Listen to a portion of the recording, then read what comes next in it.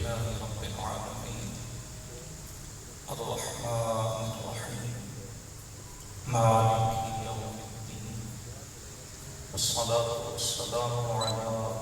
إمام الأنبياء والمرسلين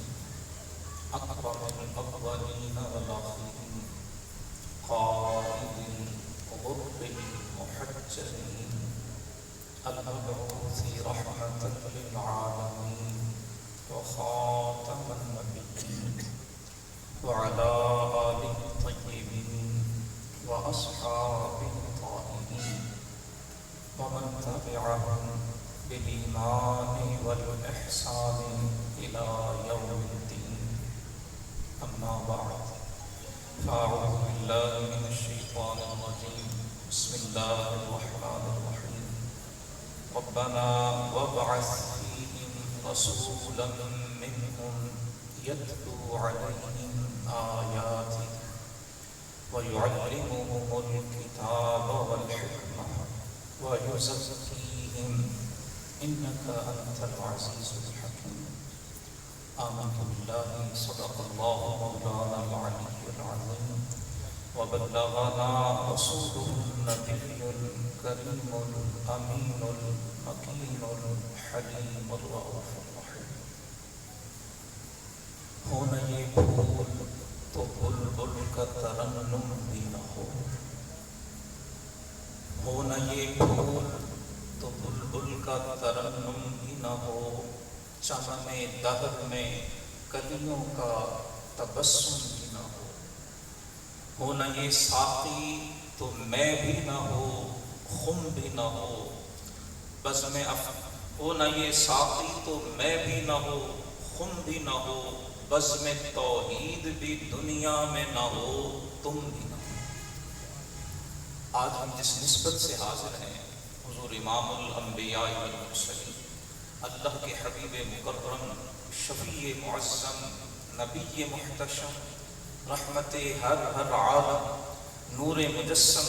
فخر آدم و بنی آدم صلی اللہ علیہ وآلہ وسلم کی ولادت باسعاد، آپ کے میلاد عظیم اور آپ کے ذکر کریم کی نسبت، یہ وہ نسبت ہے جو وجہ تخلیق کائنات، اور ولادت محمدی کا انسانیت پر سب سے بڑا احسان یہ ہے کہ آپ نے مخلوق کو خالق کی پہچان عطا فرمائی۔ علامہ حکیم الامت محمد اقبال رحمہ اللہ فرماتے ہیں کہ اگر یہ ساقی اللہ کے رسول مقبول صلی اللہ علیہ وسلم کی ذات بابرکات، خم، یہ فارسی میں جس پیالے میں پانی پیا جاتا ہے اسے خم کہا جاتا ہے، آپ فرماتے ہیں کہ جو ہو نہ یہ ساقی تو میں بھی نہ ہو، خم بھی نہ ہو، بس میں توحید بھی دنیا میں نہ ہو، تم بھی نہ ہو۔ خیمہ افلاق کا استادہ اسی نام سے ہے، نبض ہستی تپش آمادہ اسی نام سے، اسی نام کی برکت سے آج ہم حاضر ہیں، اور میں شکر گزار ہوں تنظیم مغلیہ کے جملہ معزز و محترم اراکین کا، جملہ معاونین کا، اور خصوصاً برادر محترم مرزا محمد افضل صاحب کا، جنہوں نے مجھے آپ جیسے بڑے پیارے اور محبت والے احباب سے ملاقات کا موقع عطا فرمایا۔ اللہ پاک ہم سب کی حاضری کو قبول فرمائے، اور اس حاضری کا صدقہ اللہ پاک ہماری اور ہمارے ماں باپ کی مغفرت فرمائے۔ مرزا افضل صاحب نے تنظیم مغلیہ جو کام کر رہی ہے اس حوالے سے جو باتیں بتائیں، یقین فرمائیں بڑا دل خوش ہوا، اور دل کی گہرائیوں سے دعا نکلی کہ اللہ پاک اس تنظیم کے کام میں برکت عطا فرمائے۔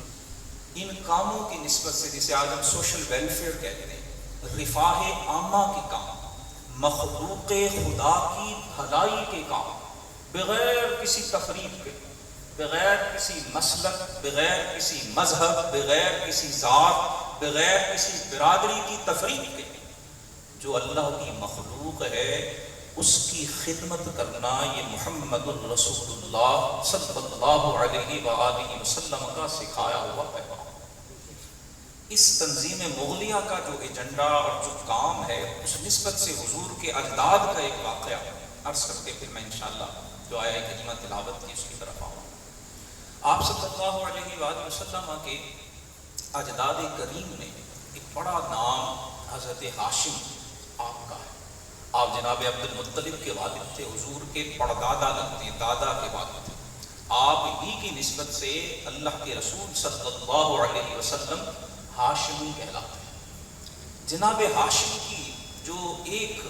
بڑی عظیم اور گراں قدر خدمت علماء سیرت اور تاریخ نے لکھی ہے وہ یہ تھی کہ جناب ہاشم کے زمانے میں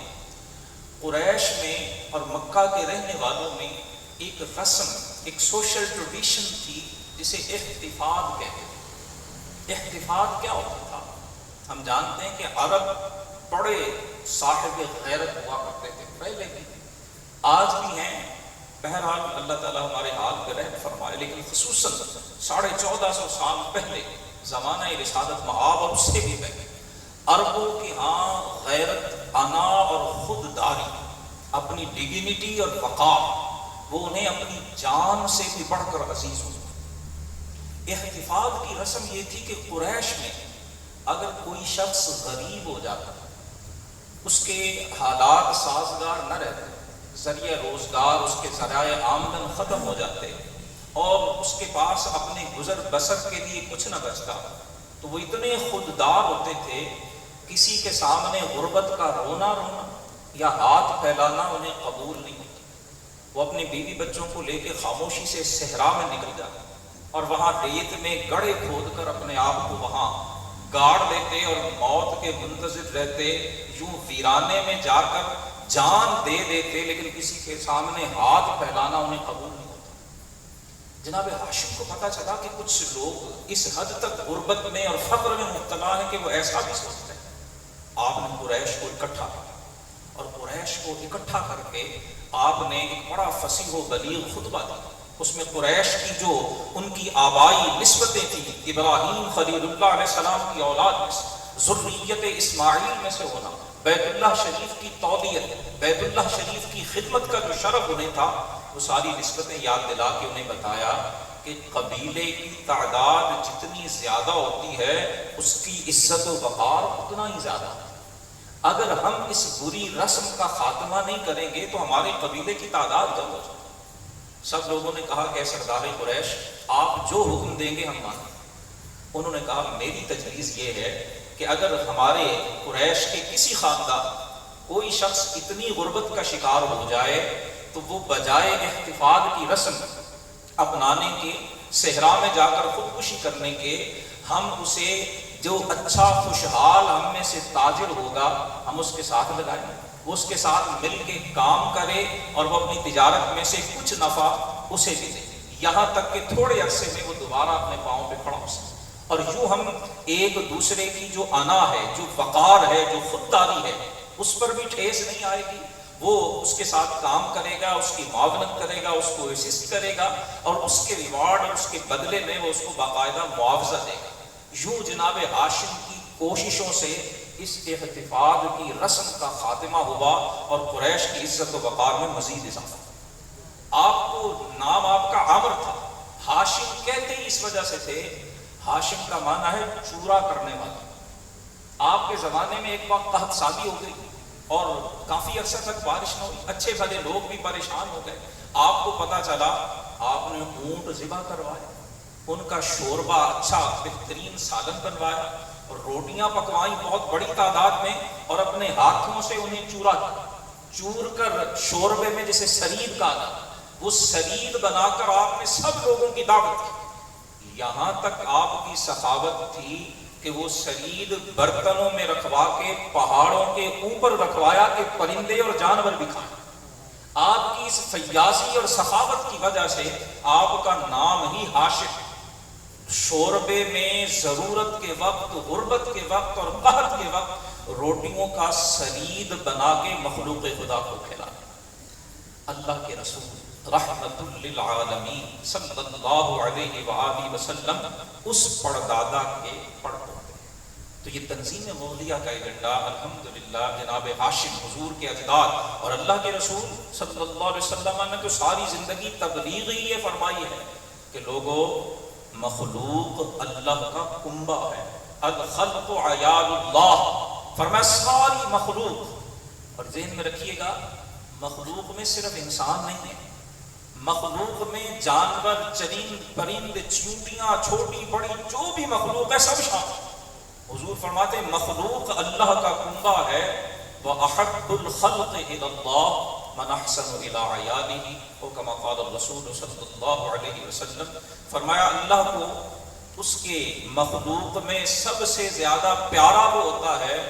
جو اللہ کے کنبے کا خیال رکھتا ہے۔ مخلوق خدا کی ضرورتیں پوری کرنا اللہ پاک نے آپ کو یہ توفیق بخشی ہے۔ آپ سب احباب بے حد لائق تبریک اور تحسین ہیں، میری طرف سے مبارکباد قبول فرمائیں، اور میں اللہ کی بارگاہ میں عرض گزار ہوں کہ اللہ پاک آپ کے اخلاص میں مزید برکت عطا فرمائے۔ ایک تجویز صرف میں رکھوں گا، پھر کبھی موقع ملا تو اس پہ علیحدہ باقاعدہ نشست کریں۔ رسول اللہ صلی اللہ علیہ وسلم نے ہمیں جو تعلیم دی ہے نا، ایک ہے ون ٹائم ڈونیشن، بھلے وہ اینول بیسس پہ ہے یا منتھلی بیسس پہ، وہ بھی بہت اچھا ہے، بڑا قابل تحسین ہے، بڑا قابل قدر ہے، لیکن اس کے ساتھ ساتھ ہمارے دین نے وقف کا ایک باقاعدہ ہمیں سسٹم دیا، انڈوومنٹ کا، اپنی جائیداد کا کچھ حصہ اللہ کی راہ میں وقف کر دیں۔ یہ اتنی بڑی نیکی ہے، اندازہ لگائیے ہم میں سے کون ہے جس نے سیدنا عثمان غنی ذو النورین رضی اللہ تعالی عنہ کا نام نہیں سنا؟ سب نے سنا، سخاوت کے حوالے سے، حیا کے حوالے سے، رسول اللہ کی قرابت کے حوالے سے، ذو النورین پوری انسانیت کی تاریخ میں فرد واحد ہیں جن کے نکاح میں کسی نبی کی، بلکہ نبی نہیں، امام الانبیاء والمرسلین، رسولوں کے رسول، نبیوں کے نبی اور امام حضور سید الانبیاء کی دو صاحبزادیاں یک بعد دیگر ہیں۔ سیدنا عثمان غنی کے اوقاف آج بھی موجود ہیں، یہ 1447 ہجری ہے، سعودی عرب کے اندر آج بھی اکاؤنٹس موجود ہے جہاں سیدنا عثمان غنی نے جو باغات وقف کیے تھے، جو جائیدادیں وقف کی تھی، مسجد نبوی کی وسعت میں جو آپ نے وقف کیا وہ علیحدہ، وہ باغات آج بھی ان کی آمدن آتی ہے، اور اس سے باقاعدہ ہوٹلز بنے ہوئے مدینہ منورہ میں، اور وہ آگے اسی طرح سے سرکولیٹ ہو کے رفاہ عامہ کے کاموں میں لگتی رہتی ہے۔ تو اس طرف ہمارے جو اہل ثروت احباب ہیں جنہیں اللہ نے کھلا دل بھی دیا ہے، رزق وافر بھی دیا ہے، اور اللہ کا شکر ہے الحمدللہ ہمارے وطن عزیز پاکستان کے فیصل آباد کے اہل ثروت ہر موقع پر قومی، دینی اور ملی ضروریات پر وہ دل کھول کر ساتھ دیتے ہیں۔ اللہ سب کو آباد رکھے، لیکن وقف کے حوالے سے ضرور سوچئے گا بھی، مطالعہ بھی فرمائیے گا، اور جس صاحب علم سے آپ کا تعلق ہے ان سے ضرور اس حوالے سے پوچھیے گا۔ ابن ابی شیبہ، یہ حدیث مبارکہ کی ایک کتاب ہے، اس میں امام ابو شیبہ نے پورے جو احادیث کے ایک چیپٹر ہے وہ وقف کے حوالے سے ذکر کیا، اور اس میں ہے کہ اللہ کے رسول کا کوئی صحابی ایسا نہیں تھا جس نے اپنی کوئی نہ کوئی جائیداد اللہ کی راہ میں وقف نہ کی، کچھ نہ کچھ حصہ۔ سیدنا عمر فاروق نے باغ وقف کیا، سیدنا عثمان غنی کا بھی عرض کیا، حضور مولا کائنات علی المرتضیٰ شیر خدا کرم اللہ وجہہ الکریم، آپ نے بھی اپنی جائیداد کا کچھ حصہ وقف کیا۔ وہ علیحدہ موضوع ہے، پھر کبھی موقع ملا تو اس حوالے سے بات کریں۔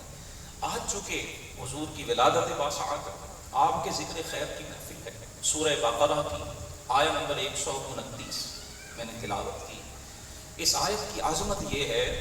کہ ہم تو حضور کی ولادت کا 1500 سالہ جشن مناتے، کہ 1447 سال ہجرت کو ہو گئے، اور ہجرت سے 53 سال 53 ایئر اگو اللہ کے رسول صلی اللہ علیہ وسلم پیدا ہوئے، تو 1447 میں 53 ایڈ کریں تو یہ 1500 ہو جائے۔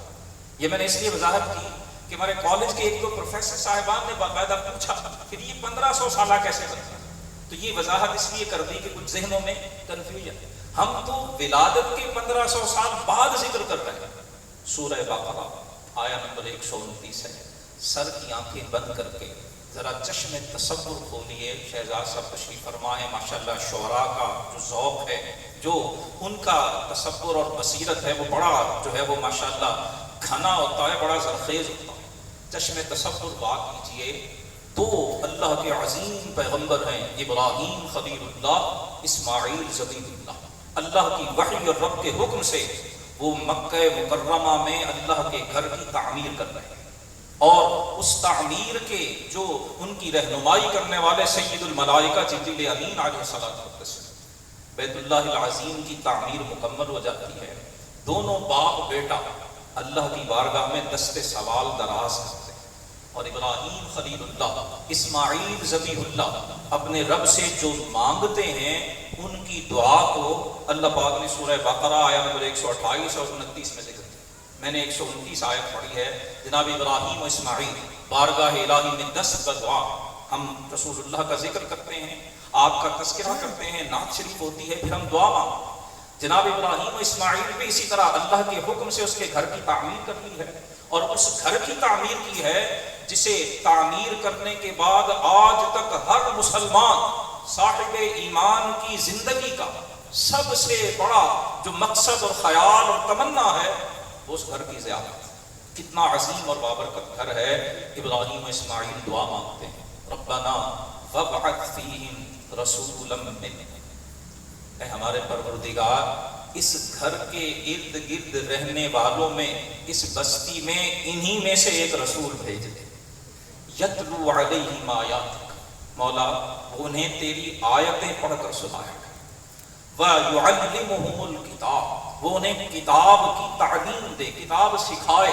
وَالْحِکْمَةَ، وہ انہیں دانائی سکھائے، وَيُزَكِّيهِمْ، اور وہ ان کے دلوں کو پاک کرے، ان کا تزکیہ کرتے، ان کے باطن کو اجلا اور صاف اور روشن کرتے۔ انک انت العزیز الحکیم، الہی تیری ذات تو ہر چیز پر غالب اور ساری حکمتوں کی مالک ہے۔ یہ حضور کے دنیا میں آنے سے ہزاروں سال پہلے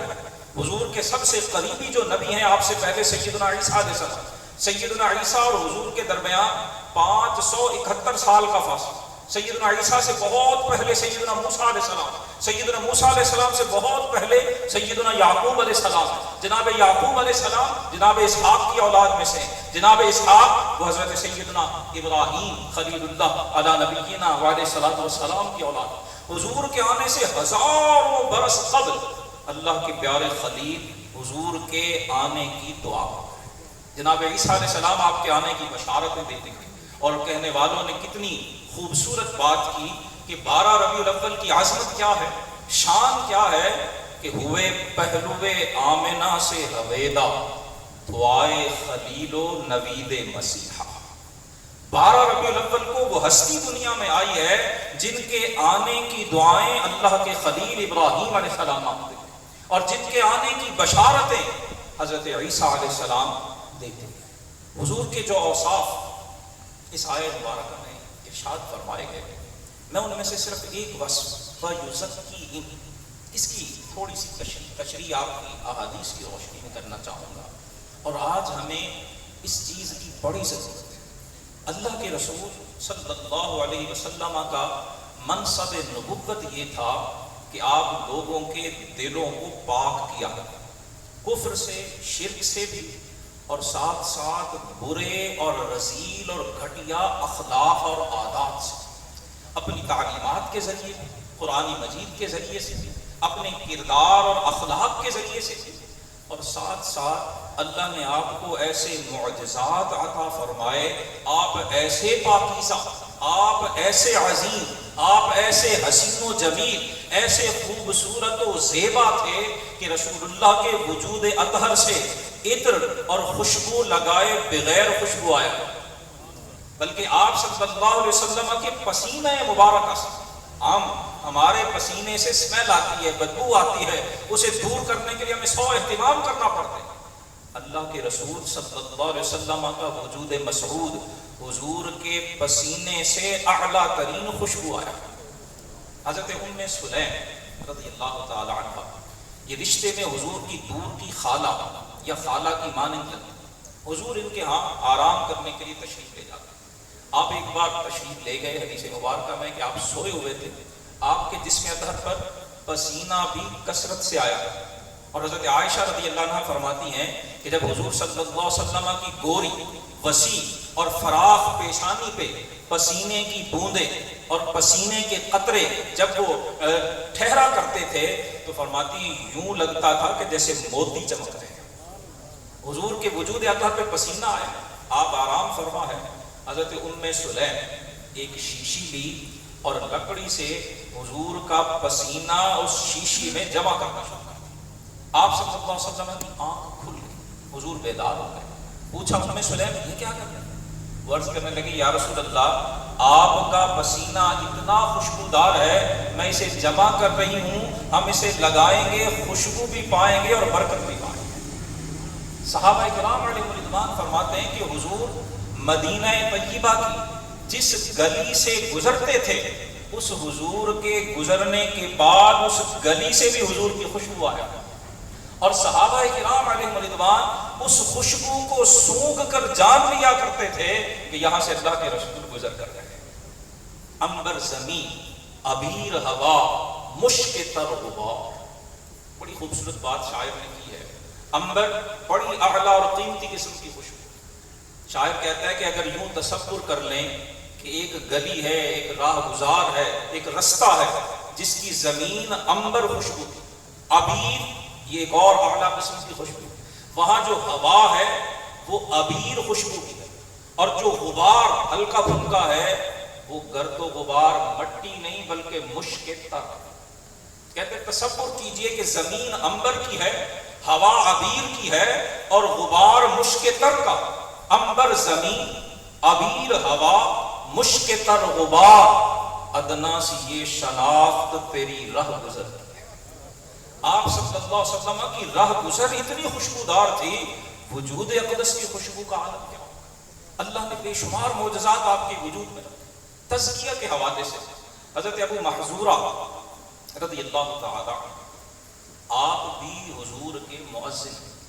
معروف تو ہمارے ہاں حضرت سیدنا بلال حبشی رضی اللہ تعالی عنہ کا تذکرہ ہوتا ہے، لیکن حضرت بلال حبشی مدینہ منورہ میں حضور کے مؤذن تھے، حضرت عبداللہ بن ام مکتوم بھی مدینہ میں مؤذن تھے، اور ایک حضرت سعد بن معاذ وہ بھی مدینہ میں مؤذن تھے، اور مکہ میں جو حضور کے مؤذن ہیں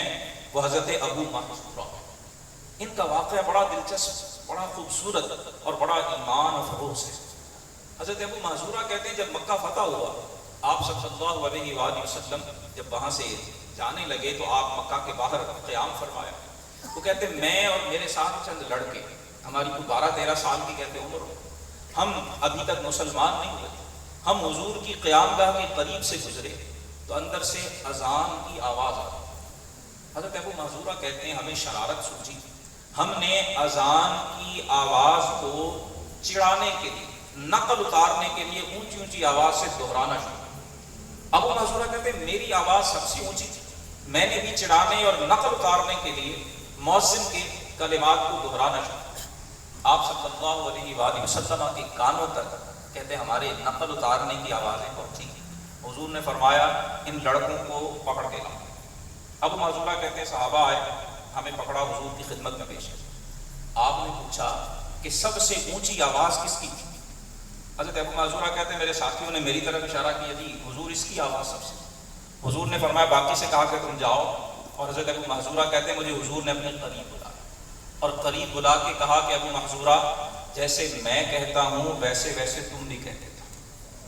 یہ وہ صحابی ہیں جنہیں اللہ کے رسول صلی اللہ علیہ وسلم نے خود اذان کے کلمات سکھائے۔ حضرت ابو محذورہ کہتے ہیں میں پڑھنا نہیں چاہتا تھا، میں کہنا نہیں چاہتا تھا، میرا ایمان نہیں تھا، لیکن چونکہ اب بڑے تھے وہاں پہ سارے میرے ارد گرد تھے، مجھے کہہ رہے تھے تو مجبوراً کہتے مجھے وہ کلمات دہرانے پڑے۔ حضور نے مجھے سکھایا کہا اللہ اکبر اللہ اکبر، کہتے میں کہتا گیا۔ جب حضور نے کہا اشہد ان لا الہ الا اللہ اشہد ان محمد رسول اللہ،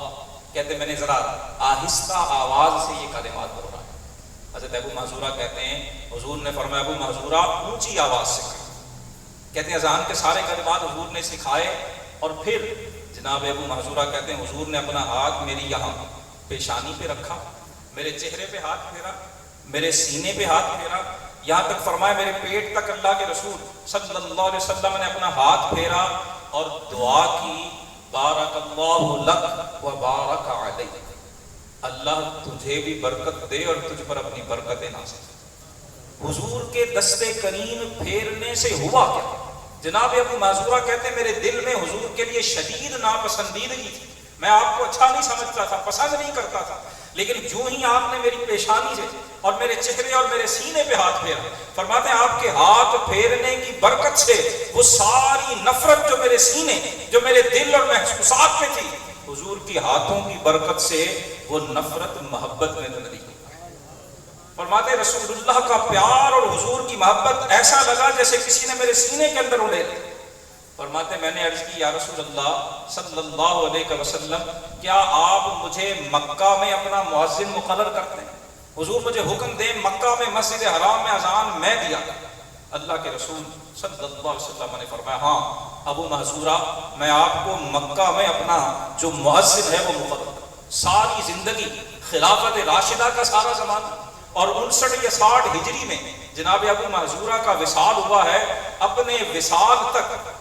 2 کام حضرت ابو محذورہ نے کی، ایک اذان دی ہے مسجد حرام اور دوسرا کام سنن ابی داؤد کی حدیث ہے، بڑے دھیان اور توجہ سے سننے والی ہے۔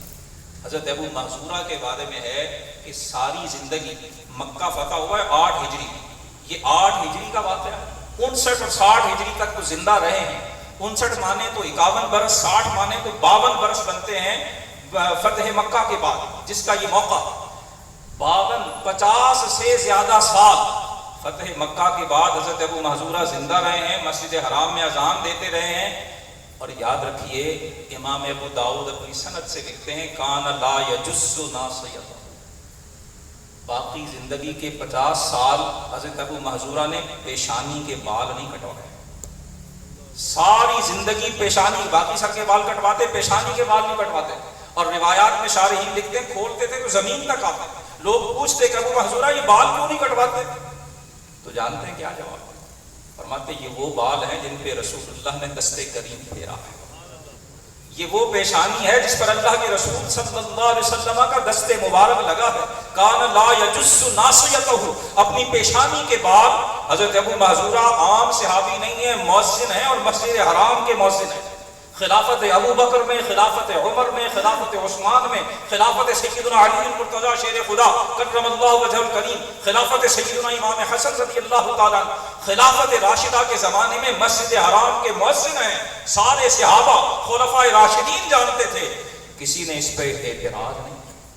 کہ یہ بات محبت کی ہے اور محبت اپنے آپ کو خود منوایا۔ حضرت ابو محذورہ نے ساری زندگی سر کے وہ بال نہیں کٹوائے جن پہ رسول اللہ صلی اللہ علیہ وسلم کا دستے مبارک۔ حضور مولا کائنات علی المرتضی شیر خدا کرم اللہ وجہ الکریم، آپ صلی اللہ علیہ وسلم نے یمن کا قاضی مقرر کر کے آپ کو بھیجا۔ جب آپ جانے لگے عرض کی یا رسول اللہ انی رجل شاب، اللہ کے رسول میں ایک نوجوان آدمی، میرا قضا کا، ججمنٹ کا، فیصلے کرنے کا کوئی تجربہ نہیں، یمن یہاں سے سینکڑوں میل دور ہے، حضور آپ یہاں ہوں گے میں وہاں ہوں گا، اگر کوئی بات پوچھنی ہو تو میرے لیے ممکن نہیں ہوگا، اللہ کے رسول میرا کوئی سابقہ تجربہ نہیں، حضور میں کیسے لوگوں میں فیصلے کیا؟ حضرت علی نے یہ اپنی الجھن بارگاہ رسالت مآب میں پیش کی۔ حدیث میں آپ صلی اللہ علیہ وسلم نے دستے مبارک حضرت علی کے سینے پہ یوں مارا، سینے پہ ہاتھ مار کے فرمایا اللہم اہد قلبہ وثبت لسانہ۔ قرآن حضور کی شان بیان کرتا ہے وَيُزَكِّيهِمْ، تزکیہ کہتے ہیں جو باطن کی پاکیزگی ہے، جو باطن کی طہارت ہے، جو باطن کی کمیاں ہیں انہیں دور کرنا، اور پاکیزگی اور طہارت تب آئے جب یہ پتا ہو کہ باطن کے اندر نجاست کیا ہے، غلاظت کیا ہے، کمی کیا ہے، خرابی کیا ہے۔ اللہ کے رسول ان خرابیوں کو بھی جانتے ہیں اور ان کو خوبیوں میں بدلنے پہ بھی قادر ہیں۔ حضرت علی اپنی الجھن پیش کرتے ہیں یا رسول اللہ میں نے کبھی فیصلے نہیں کیے، میں نے کبھی یہ ذمہ داری نبھائی نہیں، حضور کیسے کروں گا؟ دستے مبارک مارا اور مار کے فرمایا اللہم اہد قلبہ، مولا علی کے دل کو ہدایت عطا فرما، وثبت لسانہ، مولا علی کی زبان کو استقامت عطا فرما دے۔ حضور کی اس دعائے کریم اور دستے کریم کی برکت سے ہوا کیا؟ حضور مولا کائنات شیر خدا کرم اللہ وجہ الکریم فرماتے ہیں فما شککت فی قضاء بین اثنین بعد، حضور کے اس فرمانے دعا فرمانے اور ہاتھ پھیرنے کے بعد مجھے کبھی فیصلہ کرنے میں شک بھی نہیں ہوا۔ میں نے جو فیصلہ کیا پوری شرح صدر کے ساتھ کیا، حضور کے ہاتھ رکھنے اور دعا کی برکت سے اللہ پاک حق اور باطل کو میرے سامنے کھول دیا، مجھے صاف پتہ چل جاتا تھا کہ سچا کون ہے اور جھوٹا۔ ہاتھ بھی پھیرا، دعا بھی دی، اور حضور نے ایک بنیادی اصول بھی حضرت علی کو سکھایا، اور جتنے بھی معاشرے کے جو بڑے ہیں، جو گھر کے بڑے ہیں، حضور کا یہ اصول جو آپ نے حضور مولا کائنات کو سکھایا، اسے ضرور پیش نظر رکھنا۔ آپ نے فرمایا علی کبھی بھی صرف ایک فریق کی بات سن کے فیصلہ مت کر، فیصلہ کرنے سے پہلے دونوں کی بات سن، جن دونوں میں کوئی ڈسپیوٹ ہے، جن دونوں کے اندر کوئی کنفلکٹ ہے، کوئی اختلاف ہے، کوئی جھگڑا ہے، کوئی قضیہ ہے، فرمایا دونوں کی بات پورے صبر سے، تحمل سے، اطمینان سے سنو، بات سننے کے بعد پھر فیصلہ کرو۔ اللہ کے رسول کے دست کریم میں وجود اطہر میں رب نے رحمتوں اور برکتوں کو سمجھا۔ ہم سب جانتے ہیں صحابہ کرام میں بہت بڑا اور معروف نام ہے سیدنا ابو ہریرہ رضی اللہ تعالی عنہ، اصحاب صفہ میں سے، حضور کی خدمت میں حاضر ہوا کرتے،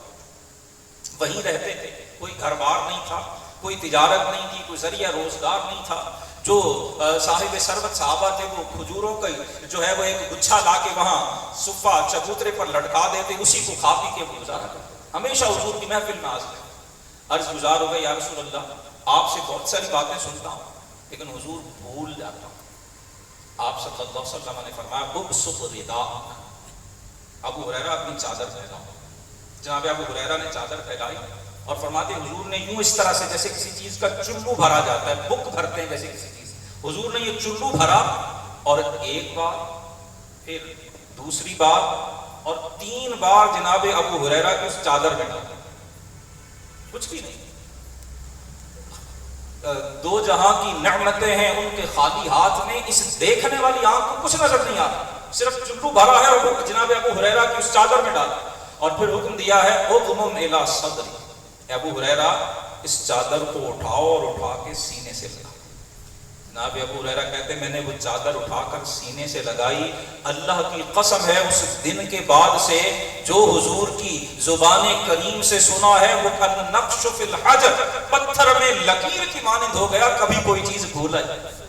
سب سے زیادہ احادیث روایت کرنے والے صحابی حضرت ابو ہریرہ رضی اللہ تعالی عنہ۔ اللہ کے رسول